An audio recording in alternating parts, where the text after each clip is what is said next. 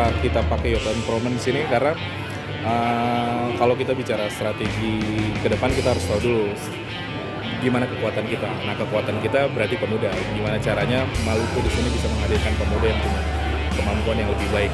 Kalau harapan kita sebagai pemuda Islam Maluku, kalau bisa disaksikan di kegiatan ini, kita lihat maksudnya banyak potensi anak muda di Maluku yang sebenarnya bisa dibilang bisa bersaing lah sama daerah-daerah di luar Maluku. Nah, kita berharap dengan hadirnya pemerintah daerah di sini, ke depan pemerintah bisa lebih memperhatikan kita, melihat potensi-potensi yang ada dimiliki oleh para pemuda di Maluku dan bisa membangkitkan Maluku lebih baik ke depannya. Jadi tanpa perlu kita harus jauh-jauh ke Jakarta buat sukses, tapi dari Maluku kita sudah bisa sukses.